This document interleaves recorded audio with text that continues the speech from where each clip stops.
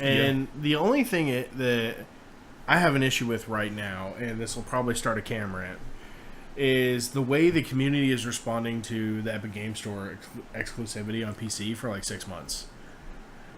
People are losing their garbage. Do we want to start that topic? Do we want to go ahead and jump Yeah, in because that's going to actually dovetail into the next thing quite well. Build your rant. There are going to be a lot of rants for this other section, but let us know, guys, what you think of Borderlands 3 if you're excited for it. Let us know. Hit us up in Discord and Twitter and all of our social media platforms. But let's jump to topic number 2. This will encourage many, many rants from us on the table here. Epic Games and Psyonix. This was probably the biggest news from last week. I'm going to read this story from Nathan Grayson over at Kotaku, and then we're going to have a real frank discussion. You know, I'm sure there's going to be disagreements, but as we talked about, Cash Family knows the other day, we can have disagreements and still love video games and love each other. Yeah. Epic acquires Rocket League developer Psyonix.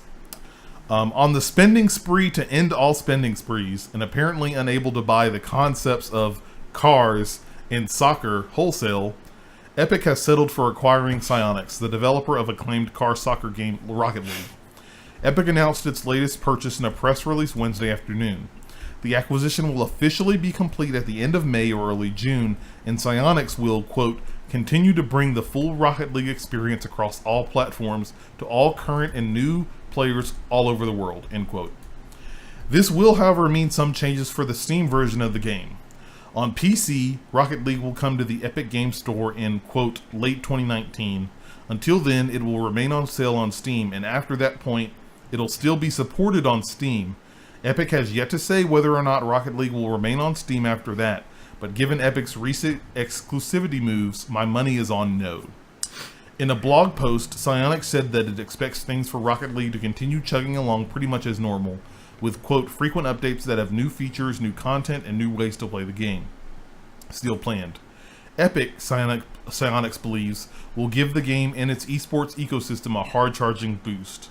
Quote, in the long term, we expect to bring Rocket League to the Epic Game Store and to leverage our new relationship to grow the game in ways we couldn't do on our own before, wrote Psyonix. Quote, we believe that bringing Rocket League to new audiences with more support is a win for everybody. End quote. Will. Yes. What are your thoughts on this?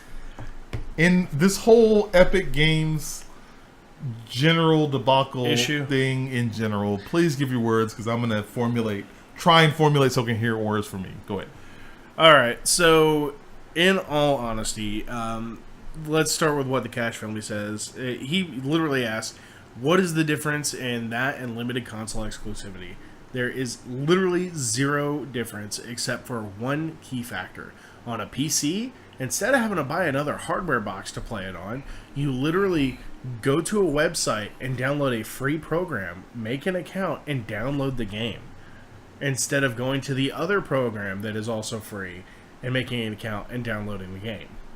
There is literally zero barrier preventing you from getting this game day one. My issue with all of this is that people are literally losing their mind that they can't have all their games in one client. That is the literal crux of this problem.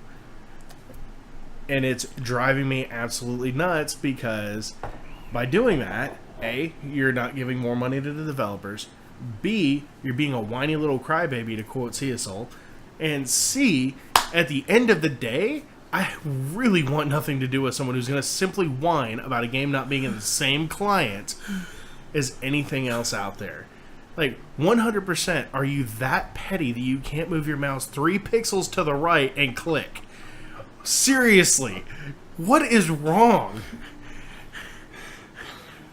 I cannot get over this. This infuriates me to no end. I have people I work with who are literally saying they will never buy any game on this store, and they're not going to buy this game, Borderlands 3, when it comes to Steam, in spite of Epic. I'm like, literally 6-month timed exclusivity, and you're not going to buy a game over this. You know what? Please, go buy a Nintendo GameCube and live back in the glory days. Woo! some words from Will here. Oh yeah, and Stig, you're right. Epic did say they would stop paying for exclusivity if Steam dropped their commission down to 7%. Or whatever. They would drop match it to theirs. whatever matched Epic Games. I think it's 12%. It's 7 if they're using Unreal. 7, yeah. Then they said that they would do that. Hey, no Alabama jokes here. Let's I'm sorry. The city we're in right now has more PhDs per capita than the rest of the planet. Drop the I do knowledge not on want to him. have your Drop the your knowledge issues on right him. here. What, Cash Family? What are you gonna do? What are you gonna do? Are you literally like hyping against a dude on the internet right now? I am. Because I love Cash Family. Love you, dude. You know, I really hope you have to do that table dance now. I'm sure he is too. Yeah. It's Wait, hang on. How is it a better client for the consumer, Stig? I mean, really, what makes a difference? They have other features that I don't use. I literally go in there and I download a game and I click play. I don't use their social features. Their trading cards are absolute garbage and a waste of code. And they haven't updated the client or changed the actual stream or streamlined the interface in the last what feels like 15 years. It's literally a garbage thing that spits out games at me. I would rather buy through Uplay or EA Origin than support Steam at this point.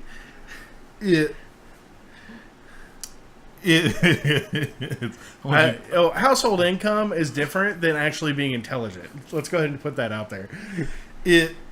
This whole story, like the whole, a lot of points I agree with you, Will. I don't understand I can understand disappointment with some of the Epic making the moves because we've seen it in the console space when let me think of some examples.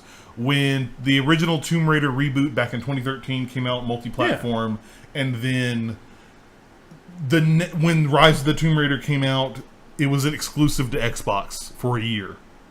Okay. And they didn't even tell it the year. And I remember people were upset about, oh, this didn't make any sense. It was multi-platform the first time. Why is it exclusive the other time? And in that particular instance, it was Xbox and Microsoft saying, hey, basically money exchanging. It's a business. Hey, we're going to give you money on the back end. Or whether it's to help develop the game or help push the game or whatnot, or we're going to give you money so you can keep it exclusive on the Xbox platform. And actually, for good or ill, talking about that, if you remember that year, that didn't really work out for them all that well. Because that was the same year that they released Rise of the Tomb Raider on the same day as Fallout 4. Yeah, no, that was a publishing mistake, not a game development They mistake. got clobbered. People I think Rise of the Tomb Raider did not even hit the charts that month. And the fact that it was exclusive to Xbox only didn't help it at all.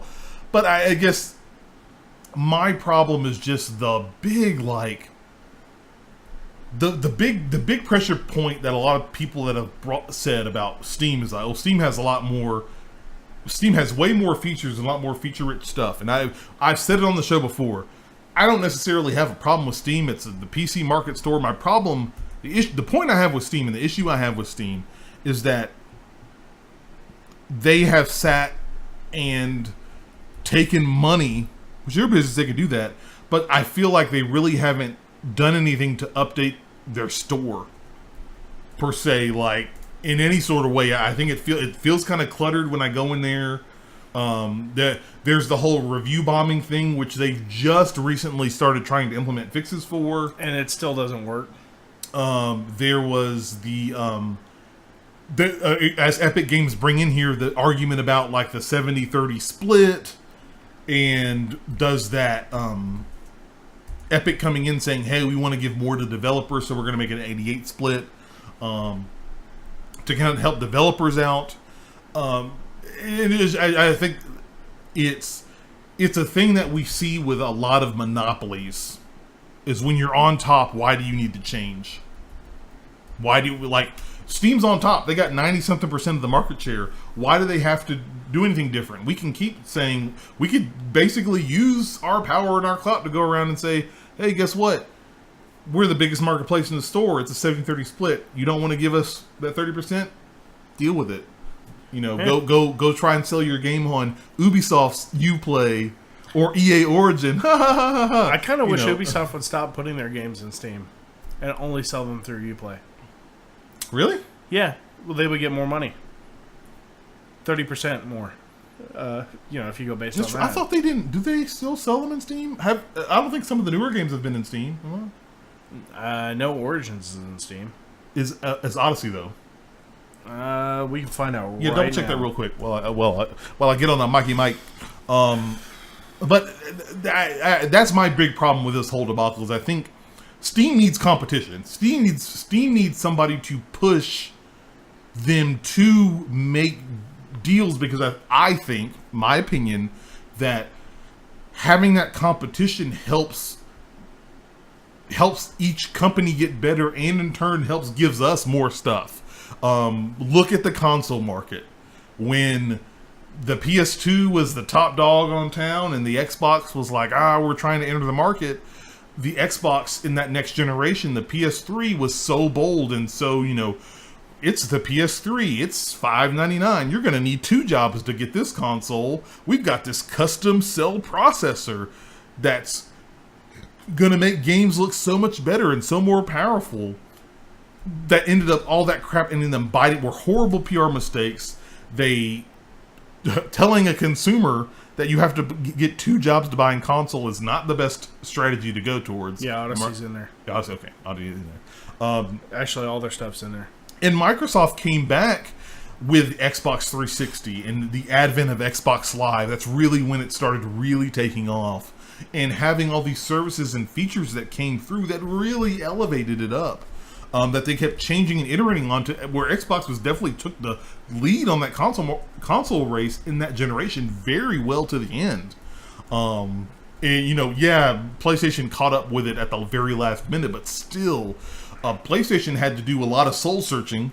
This is also the time when the huge PlayStation Network outage, I think of 2011, 2010, something like that. Oh, Jesus, cash money. But then, because of that, again, going to that next generation, now we're back in, the tables kind of flipped a little bit. Microsoft's coming out saying, we got the Xbox One. It's $499. If you can't afford this, we've got another great console for you. It's the Xbox 360. Don Matrick, what are you doing? Don Matrick almost killed the Xbox brand. TV shows, entertainment games, TV, all this entertainment stuff. And then PlayStation 4 just comes out on stage and says, hey, it's $399. Here's how you trade games. Oh, thanks. Boom. That literally destroyed the Xbox. And PlayStation now almost at 100 million consoles sold in this generation, and Microsoft's like, how can we push the button to reset this generation as fast as possible? Which it is. But again, that competition, if it weren't for that competition, we wouldn't have got consoles like the 360. Some of the features like Xbox Live. We wouldn't have got the PS4 and what it is now. We wouldn't have got the Xbox One X or the S. I do have to say, though, I actually prefer the PS3's user interface over the PS4's. I did like the cross-media bar. Cool. I think the XMB is better. Yeah, I agree with that. Go back. But we are getting xCloud and Game Pass and all these awesome, cool services and features and functionalities and hardware and stuff because of this competition. Because honestly and truly, if Xbox never jumps into the marketplace and it's just Nintendo, no offense to Nintendo, because I love Nintendo, like, what's the drive PlayStation looks like? What's the drive to really change or innovate? Here's your console, it's $599. What, are you going to go to competition? No, because we got the best in town and we got the exclusives and stuff. And so having that competition really helps push each other. And I mean, if anything, that's what I'm excited about, is to see Epic Games push the envelope and push Steam into getting like, let's be competitive. Because when they're competitive, we can reap the benefits of that. True. And like in the end, it makes no. And maybe it's just me. Maybe it's just us. I don't know. But it makes no difference to me. I got enough crap on my hard drive. I can get like a 4 terabyte drive for all of like $10. I got Uplay. I got Origin. I got. I've got like 9 clients on my thing. I got if you Steam. include, I got Epic Game Store. no, Twitch sells games. What was it? Discord sells games because you got Nitro and all that stuff. I mean, you've got Uplay, everything else. Look, I don't care where the game's from. I'm just looking to buy the game so I can play it, and I would rather have just a quality interface or more money to the developers so they can work on the next good game. And I appreciate the fact that I don't even have to buy multiple consoles if I want to play with these storefronts. I just have to go download a client. But all this being said, in my rant, I understand what people are. I understand where the other side of the fence is coming from. The fact that they do want these features because some of those features are important that are not in Epic yet. Cloud saves. That's actually the only feature I may give half of a care about. I think there's a cross-platform feature that hasn't come out yet. There's a whole list, but I do appreciate the fact that Epic has a list. They have a Trello board that you can go to right now that is fully open to anybody that shows their path for what they expect their client to get improvements when and where. Oh my god, this is hilarious. Hashtag PhD Town Math. Although they're still talking about... Because we're talking about your $10 kerfluffle instead of $100. Actually, Stig as well. Another point in favor of Steam is game discovery. I do appreciate But we have things like Reset Era. We've got places out there like Kotaku and all this other stuff, and the other outlets. You've got Twitch, which is arguably better for game discovery because you'll have people actually playing the game. I'm just saying, I don't know. I really don't. But the cool thing about being in the storefront and seeing based on what you've played, here are some. I don't like other algorithms. recommendations. I don't want to look at that. I know what I want. I don't trust a computer to tell me what I want because half of the time they're pushing it because of algorithms and ads. Don't care. Get that shit out my face. And that's a good point too. I'm okay with it but I think that all those features and stuff, it takes time. And for these people saying burn Epic Store to the ground because of exclusivity stuff like that, it may be a controversial decision, but coming from me, my personal opinion is that exclusivities is part of that competition and competitive stuff, especially when it's things like they own the property. In those extreme cases, or let's not forget all this. Everybody wants to put on their pro gamer, these guys are for the gamer. We're gonna jump in their camp. It's a business. All of it's business. PlayStation, Sony, Microsoft, Nintendo, Steam, Valve, Discord. I don't care who you pick. They want your money. That's what they want at the end of the day. Not saying that they necessarily are doing it in a malicious way. But in order for them to succeed, they have to get your money in some form or fashion. And the smart businesses listen to what the consumers are wanting and what the consumers are trying, not only what consumers are wanting and trying to figure out game plans around that. Epic Games knows that Borderlands is a big draw. People have been waiting this game for years. So their response is, hey, let's pay Borderlands or 2K Games a deal, and we'll get Borderlands exclusively to the Epic Game Store for a small window of time, 6 months. Because 6 months, I always keep thinking it's a year, but it's really just 6 months from the game's release. In that competitive market there. I'm trying to find the Twitter stuff we were talking about.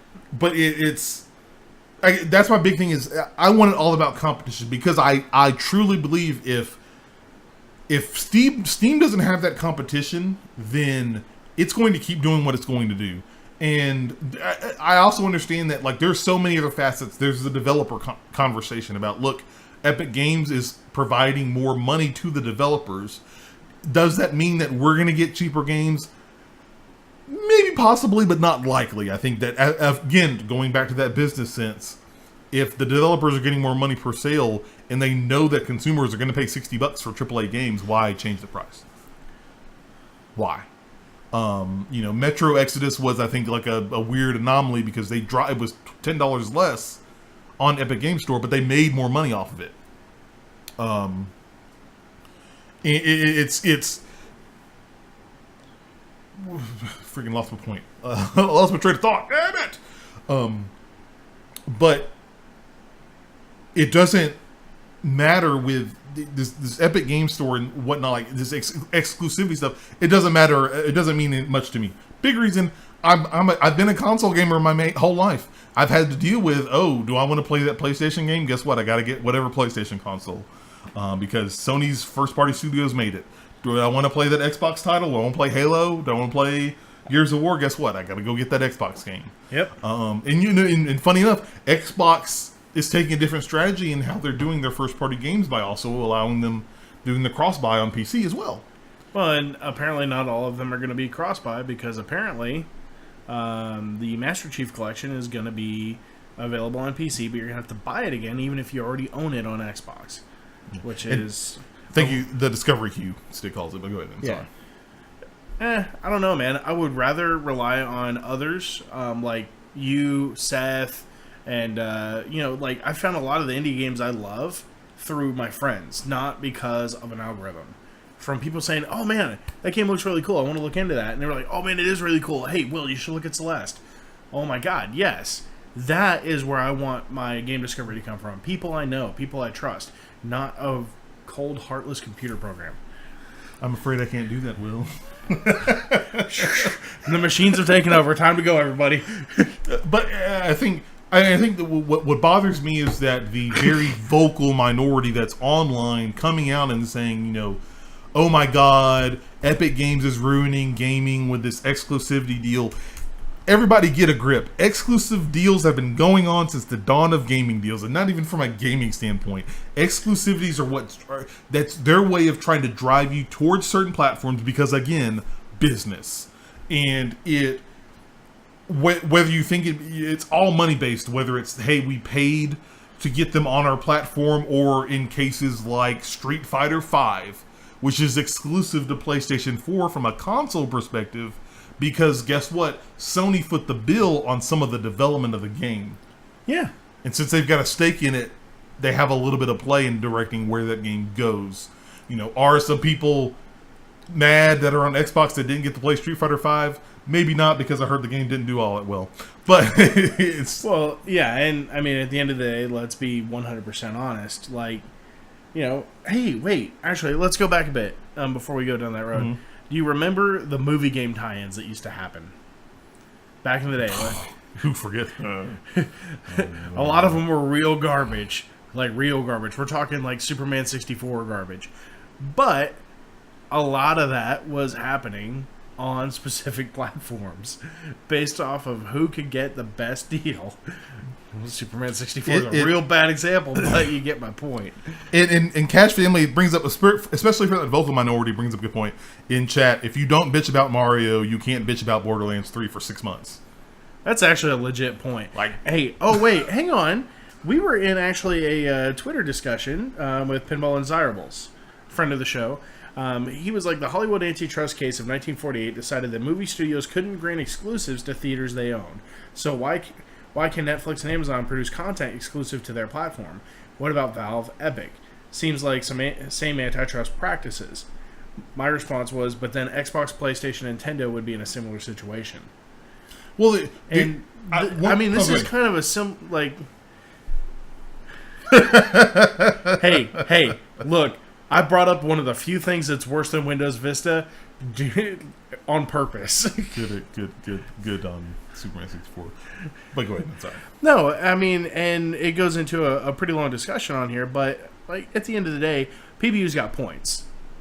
But at the same time, that was also decided on movie industry stuff. Could you imagine if Sony had to put Days Gone or even crazier, whatever the hell Hideo Kojima spits out next on Xbox? Well, and the other big thing on that, and kind of piggybacking off your point, is that the gaming industry itself is not as regulated. No, it's not. If at all, as opposed to the music and movies. Like, I think the most we could call regulation is the ESRB rating system. And that is kind of a general idea. that you only submit to because you want your stuff on store shelves. You don't actually have to submit to it. That's true. You just then won't get sold It's in more any physical brick and mortar It's store. not a rule. It's more of guidelines. Yeah, I mean, to be fair, that's like the comic ratings board back in the day that Stan Lee said, "Shove it, I'm not submitting to you anymore." Yeah. I mean, and that went away real quick after that. And that's probably one of the big things with Pinball Undesirables, but that's a really great discussion to have, because it could also be different, because I don't know, that I'd have to think and maybe research on that one, because I think the big one for his point is gaming doesn't have the regulation that movies and music and other stuff does. No. And I will put money on the table. Cash family, you're listening here. I will table dance on this table. Promise you, if anybody even remotely started talking about regulation in the gaming industry, gamers would riot in the streets. I swear, because they don't want that, and yet they don't. But at the same time, they talk about getting developers to unionize. It's all these different lanes and holes and stuff. It's complicated and stuff, but cover the whole game. Oh, cool. Oh, that's really cool, Cash. I did not know that. That's super dope. But that's what I'm saying. I think that's one of the big reasons there. But I don't understand the vitriol that Epic is getting because they're trying to make a competitive space for a storefront that has legitimately been around for not even 6 months. No. And going up against the juggernaut that has been around for years and years. It's like freaking telling the Ma and Pa general store to go against Walmart Supercenters. Like, how they have to figure out a way to do that. If that means that Ma and Pa has to go and get, hey, we've got the latest Elmo doll in our general store, exclusive to our store. Hey, hang on. Did you just say Elmo doll? Yes, because that's the best correlation I can give. Like, you can only buy these Elmo dolls at our stores here for the holiday season. People are going to go over there to Elmo doll, and it invites that competition that maybe people come in, grab the Elmo doll, and say, "Let me look around. Oh, this is kind of cool." Like, it's a way for people to get people in the door. I read articles as well and listened to podcasts. They talked about how Fortnite, which is now, especially on PC, it's exclusive to the Epic Game Store. If you want to play Fortnite, remember, the biggest game right now that is out that people are playing. If you want to get Fortnite, you have to download the Epic Game Store. And apparently, from what they've seen, I think it's like 95 million registered Fortnite players on PC. Over half of them have never had Steam installed on their system. I believe that. So think about it, that's 45 million approximate people that have never had Steam on their system. And so Epic is looking at that like, this is ripe to get these people that are not even on Steam, have not been involved on Steam, into the fold on the Epic Game Store. And even in Tim Sweeney's I think one of the articles we read a couple of weeks back, he has talked about the fact that, being very frank, like, the exclusives are a way for them to be competitive in the market. Once they can catch up with the services and stuff like that, they're going to start looking at maybe backing off on some of those exclusive deals. And so I have no problem with Epic doing this. I think that it's a way. I think it makes Steam competitive, and not that I don't hate Steam, but I want them to be competitive. I want them to be hungry. You can see it in examples from Sony and Microsoft, from Nintendo. Let's not forget the Wii U days.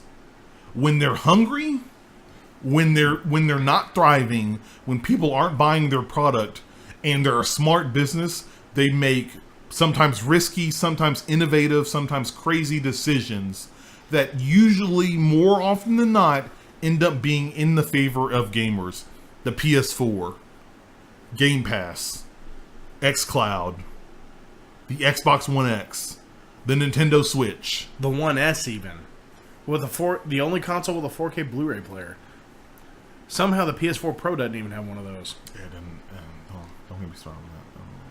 but it's that I think that's my point is that that's what I want. That's what I want to see is I want to see Epic make Steam blink and make Steam have to make moves. I would love a redesign of their store. That's my one big gripe with Steam. I would love some management stuff to make things easier to access and see and do and stuff on Steam and a whole lot more. But I think that that's not going to happen until Steam gets some competition. 100%. Oh, yeah, no. I would actually be okay if Microsoft took the competition to them and made them, struggle and just started doing all the Xbox games available on PC through Microsoft Store.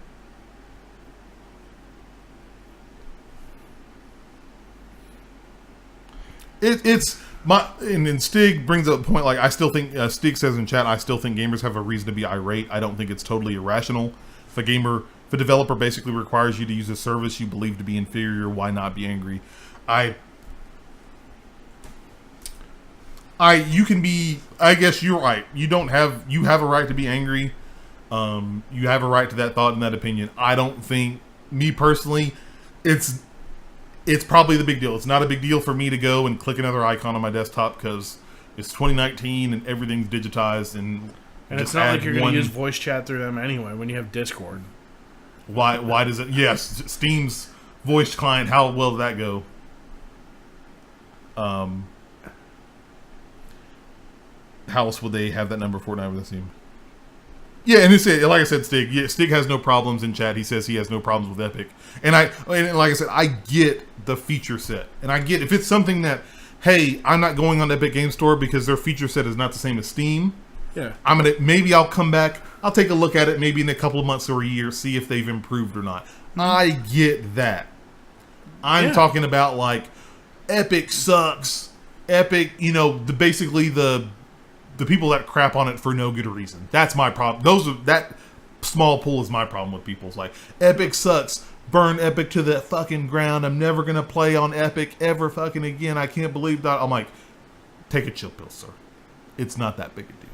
You know what? We should find those people and cut their internet connections. Oh, man. Yeah. See how you live without the internet in 2019. Feel about that? Just for lulz. It's like, oh, man, you want to shit on things. All right, cool. Hang on. Now rated R by the ESRB. Rated M for mature. Yeah, I was going to say, hang on. Come on. It's not about money. It's about sending a message. I mean, to be fair, at the end of the day, I would rather buy it from the developer themselves and launch it from whatever service the developer chooses to use. If that means I go to Ubisoft and I buy my Ubisoft game from them, or I go to Seasol and I was like, Seasol, can I hand you $20 and you email me your game? I don't care. However you want to get it to me. $20, the point is, little man. Put that shit in my hand. If you don't, then yo me, oh me, oh. Oh, that jungle love. But I'm sorry. I had to at the end of the day, if Cecil wants to sell me a game and he hands it to me on a thumb drive and that's his way of delivery, cool. If Ubisoft wants to sell me a game and they make me use Uplay, okay, cool. Whatever, man. I don't care. I just want the developer to get all of the money or as much of it as possible. Because at the end of the day, that extra money could mean the difference between them holding off of a Vendy takeover or not. Oh, man. Could you imagine we're in the good timeline where we didn't have Ubisoft be taken over by Vivendi? What, and become EA Junior? Yeah, that was almost a thing. So, yeah, I mean... I mean... I mean, to be fair, we do get the most from Patreon. However, that's why I love that man. Yeah, I love him. Cash Family or Cash Money or whatever you want to be called. Thank you very much. You always make me laugh. But what do you guys think, everybody listening and watching? What do you think about this whole Epic shift here on the PC digital storefronts? What are your guys' thoughts? Let us know on social media. Hit us up on Twitter, Facebook, Instagram. Let us know in our Discord channel. Always love having these conversations with you guys and getting a lot of different perspectives and input from you guys each and every night, every time we record. Yep.